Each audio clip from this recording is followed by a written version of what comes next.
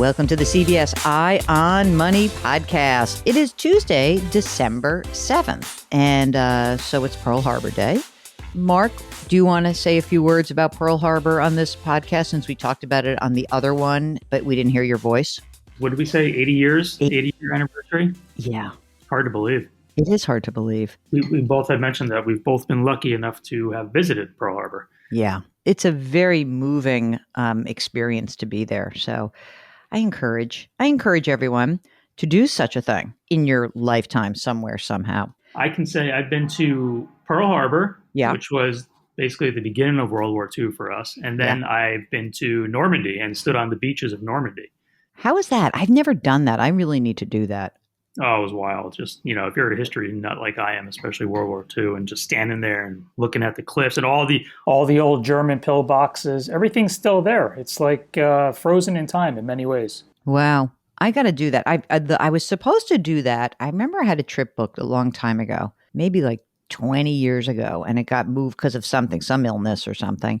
And I never rebooked it. So that could be a travel kind of thing. I highly recommend it. And the American Cemetery there, when you watch Saving Private Ryan, the opening scenes from the American Cemetery, you go visit that, and you cannot help but be moved when you're just walking all the rows of the white crosses and markers. It's powerful stuff. Yeah, I know it's very important to mark these moments in history. I'm all about that. You know me. I like that. I like anniversaries and birthdays.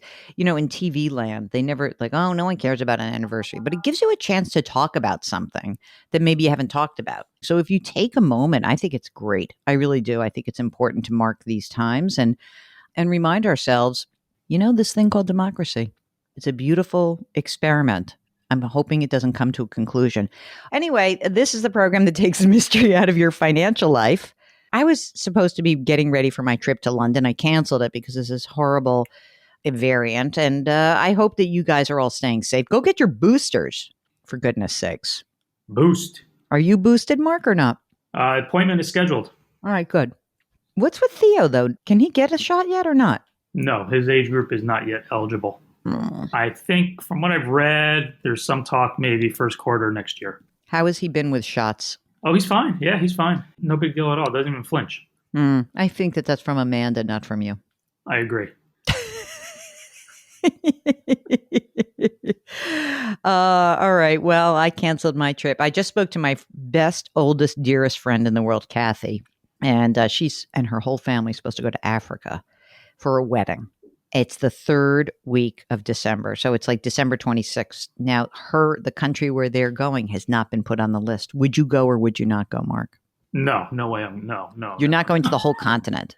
No, not right now. It's just between now and that date, things are only going to get worse. What if you found out that you could be completely covered if you're boosted? Would you go? Yeah, again, it's really not. No, I personally wouldn't. It's not about me. I'm not worried about me getting sick. I'm worried about Theo getting sick. I'm worried about Amanda's parents getting sick. It's not about me. I think the biggest problem for me is not even about illness at this point. It's about quarantine. I don't want to get stuck in some quarantine hotel somewhere. It's not going to be the Four Seasons, I'll tell you that much. Well, you know what? It's got a bathroom, so I would probably take it at this point. Mark, waiting for his bathroom. By the time this airs, you will be days away from a functional, brand new bathroom. By the time this airs, I think I will be, this is going to air on the 7th. I think by the 10th, we should be done. I hope. Just in time for the holidays. All right. Okay. Now we've spent all this time talking. Now nobody knows about anything what the show is about. This show is about taking the mystery out of your financial life. And he is Mark Talercio, the co-host and executive producer. And I am Jill Schlesinger. We are both certified financial planners. And we love answering your financial questions. The way you can get in touch with us is go to our website, jillonmoney.com. And all you need to do, click the contact button, and we will magically get that question answered as quickly as we can. It's so much better if you come on the air. Now, what you're going to find is that this guy who's coming on the air with us, we had a practice session with him. We had a little technical snafu. And Mark was so diligent that he followed up, tested everything out, and now we're going to have him live. So it is John from Atlanta. John, How impressed are you that Mark is like, no, we're getting you on this show? Wasn't that impressive? Very impressive. I mean, what a diligent effort, and I certainly appreciate it. Why did you contact us? What can we do for you? Well, Jill, I have many questions, and I would love to talk to you all day, but I understand there's a limited amount of time. So I'll give you a couple of the questions that are really on my mind, and maybe then we can talk about my situation. I do adhere to the FIRE movement, or I've been following it for a while and pursuing it. And one question I have is, your view on what a safe withdrawal rate is into perpetuity. So if, you wanted to keep your principal, what is an amount that you could withdraw every year and think that that principal would be safe? Another question I have is, we own a small 3-bedroom, 2-bath home that I always intended on converting to a rental. We're kind of getting to that portion of our lives and trying to discern if that's the right thing to do. Tell us about yourselves, because you say a we. So how old are you, John? Yeah, I'm 37. I live in Atlanta. I'm married to my wife, who is 33. We have no kids. I work in investment management for commercial real estate, and my wife works in marketing. Okay, hold on a second. How's the commercial real estate market in Atlanta right now? It's good. Atlanta continues to grow, and apartment buildings are being built left and right, and people are taking them as fast as they can get them. The office space is a little slow. People are reluctant to sign long-term leases with continued COVID risk. But everything's humming down here in the South. I mean, people are out and about and spending their money. Interesting. Because, we hear so much about businesses are going to go hybrid and there's not going to be a need for as much commercial real estate space. But that's not what you're seeing, is what you're saying. It's been slow on the office side, but it's not completely stalled. It's going to take a while to figure out this new hybrid model, I think, and the amount of space that's going to be needed. What's going to fill in all this retail space that's going out? Experiential things. I mean, that's what we see, things where people can go and whether it's a brewery space or some sort of event space, something fun where people like to get together. A lot converted to outdoors. There's a lot of transition, certainly. All right. So how much you make in this commercial real estate market that's stronger in Atlanta probably than in many other places in the country? I make $160,000 a year. My wife makes $110,000. Do you both use retirement plans? We do. We both have 401ks through work, which we fully fund every year. How much is in each of your 401ks? In my 401k, there is $190,000. Yeah. And in her 401k, there is $100,000. Oh, very nice. Good. You guys are pretty stable, like in terms of your income and what you've earned and like the going forward. It's sort of consistent, or is there some big upside or maybe a reduction that's looming? No, it should be consistent. Okay. Now, you got that money saved in your 401k. Tell us about other stuff that you have. Let's do general savings, like emergency reserve. So we have several savings accounts, but we have basically $120,000 set aside in cash. Is it being earmarked for something? No, that's probably $60,000 more than we need. We are probably going to purchase some new cars soon, but we probably will spend no more than $20,000 on each car. Some of it's earmarked for that. Plus, you can't get a car, so you might as well just drive what you have. Exactly. Okay. What about other investments besides the 401ks? Do you guys have IRAs, Roth IRAs, or even a brokerage account? Sure, we have all. So I will start with rollover IRAs from previous employers. I have a rollover IRA with $470,000, and my wife has a rollover IRA, just $20,000. Okay. On the Roth side, I have $120,000 in a Roth. Mm-hmm. She has $30,000 in a Roth. And then we have 3 general investing accounts that are taxable. Those total $500,000. Wowie. You guys are good savers. Yeah, we've been diligent. We try hard and don't spend a lot of money and try to save. Awesome. How much is your house worth, would you figure? $450,000. Okay. And is there a mortgage on it? There is $190,000 balance, and the rate is 3.375.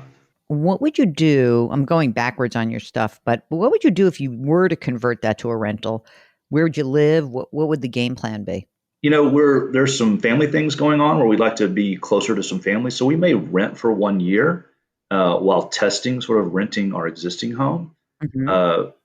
For a similar price, right? I think we could get a rental that would cost about the same as our existing mortgage Hmm. today. But then after that, probably purchase a similar sized home. What is the goal of converting to the rental? Is to create passive income eventually? Yeah, that's kind of it. I mean, I think it's good to have that passive income, the tax benefits of rental income as well, Mm. and also a little bit if we're pursuing a fire and maybe going to retire early. I like diverse cash flow with a rental as Mhm. opposed to just relying on a safe withdrawal rate from our stock bond investments. I gotcha. Can we talk a little bit about the fire and what it is that is kind of prompting you to consider the fire movement and those aspects of the way you bring that into your planning process? It's appealing simply to alleviate some, the pressure to need to generate substantial income, right? I think getting to a place where we're financially independent sooner rather than later, one gives me some comfort. Also, there have been people in my family who have passed away, earlier than one might expect. And so I think that there's some desire to have some more time freedom Mm. earlier in life rather than, wait until 65 to retire. Now, I think in the interim period, we would certainly pursue some travel, but you can only travel so much. And I think we would get involved with, working for some nonprofits, some part-time work. So I don't think that we would, never work again. Right. But gaining the financial independence where we might not have to ever work again gives me the comfort to pursue some other avenues. That makes sense. I mean, if you think about it, I mean, you're not saying like when you say retire early, it's funny because you know my feeling about this, which is like, what are you going to do? But you're not really talking about retiring early. You're talking about having the freedom to do something slightly different in your life. I think that's Yeah. really what you're talking about. So, when you look at your cash flow right now, what is it that you think you need to live on? Let's presume you don't convert the house to a rental. Let's just say you're going to manage it, you're going to live there. What is it that you guys need to live on in terms of expenses? So we've consistently lived on $60,000 a year. When I estimate, I like to use $80,000 a year is what we would need. I think that gives some cushion for healthcare costs as well as other unforeseen circumstances. Okay. Is there any pension or anything like that looming in your future? Just out of Very, curiosity. very small one from my employer. It will not be significant. Okay. And when we talk about your ability to maybe do something different, your next or new endeavor, what is the age that you think you'd like to target to get there? This may give you a little heartburn, Jill, but 42. Mark, weigh in on that 42. How does 42 hit you, Mark? I'm 43.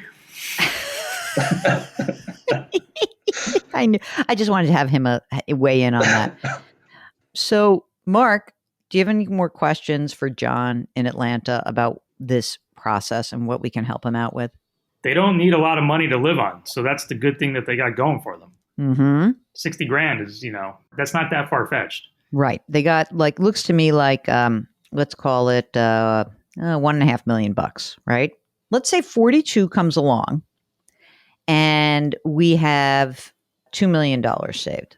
And it looks to me like if we look at the 2 million, we say half in brokerage slash, let's call it that's probably right. I was thinking about half in brokerage and then a bunch in the retirement. Your 401ks, are you using Roth or using traditional? Substantially traditional, very little Roth.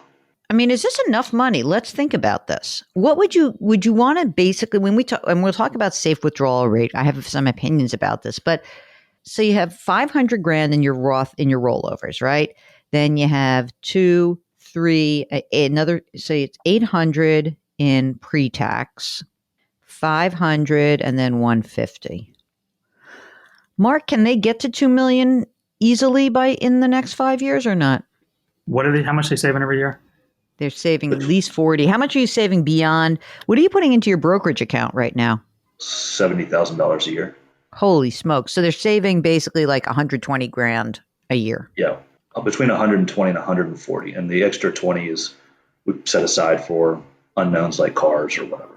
Well, I mean, 5 years, I'm sure John knows this, but in 5 years, you're probably looking at around 2.5, if not a little more. Yeah, let's say 2.5. Let's say he gets to 2.5 million at age 42.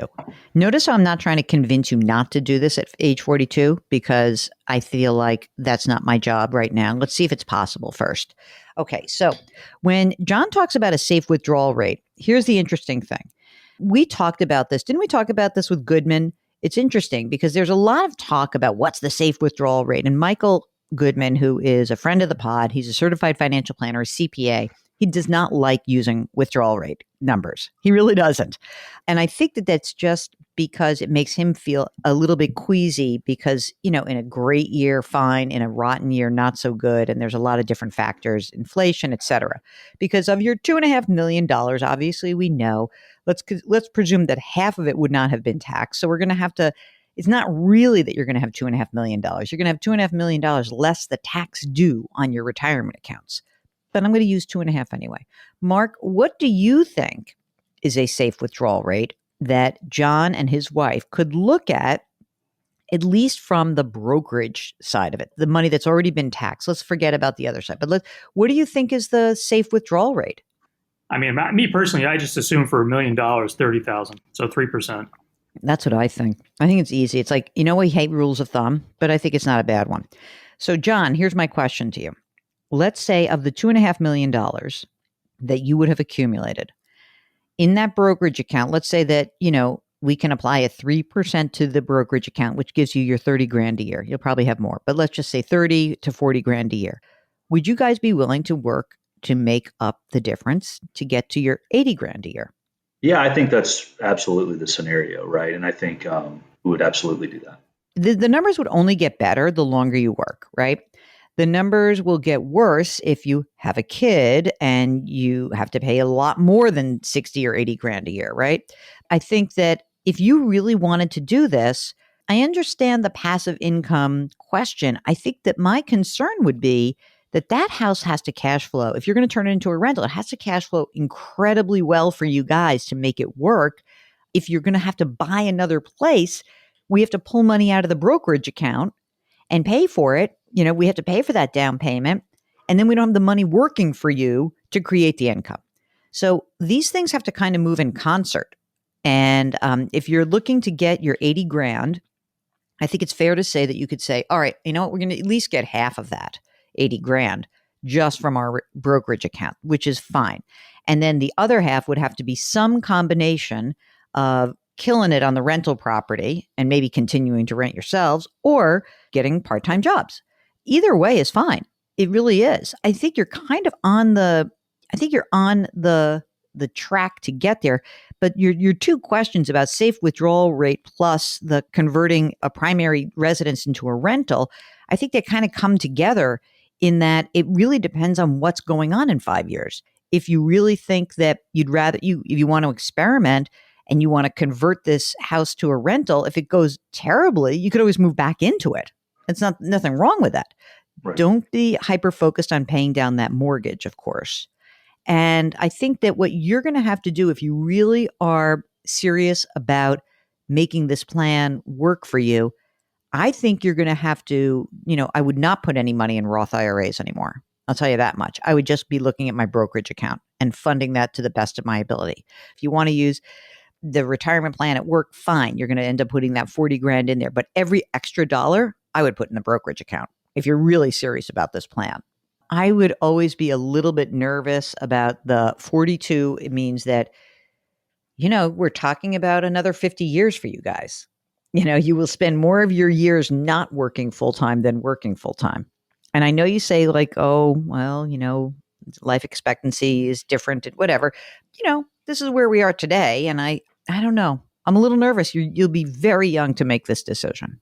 I understand that, and I have the same trepidations. I think, putting the right cushions in place to, support, unforeseen circumstances, just trying to build a plan that gives me the most confidence to do that. And I agree with you that every year that we work longer, I think if we do end up renting this house and wanting to buy another, we'll probably, since we save $120,000 a year, probably work 2 more years to put 50% down on a $500,000 house and things like that, right? So there's ways to change it, certainly, but just want to talk through the plan with you today.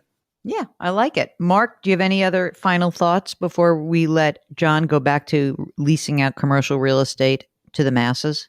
No, I like it. I'm okay with it. It's not like he just wants to quit and, sit on the couch and put his feet up. They're going to do something, and he's willing to be flexible if he has to. I do too. I mean, you know how I feel about this. It always makes me a little uptight, but I'm glad that we can talk this through with you. And you sound quite reasonable, and we are very happy that you were contacting us. But of course, keep in touch. As things change, you might want to, sort of revisit the game plan. If you would like to join us here at the Eye on Money show, all you need to do is go to our website, JillOnMoney.com, JillOnMoney.com. And then when you're there, all you have to do is click the contact button and send us your note. Let us know if you want to come on the air. Mark will do all the rest. Now, while you're on the Jill on Money website, some things that you should check out. First of all, we've got a free weekly newsletter. Second of all, we have a great resource section, and Mark keeps that up to date. So we'll be trying to beef that up, especially if we get any information about Build Back Better before the end of the year. You can follow Eye on Money wherever you get your podcasts. And of course, if you're on our website, you can subscribe to our sister broadcast. It's called Jill on Money. All right, well, this is it for the day, and we're very happy you joined us. Mark Talercia was the co-host and executive producer.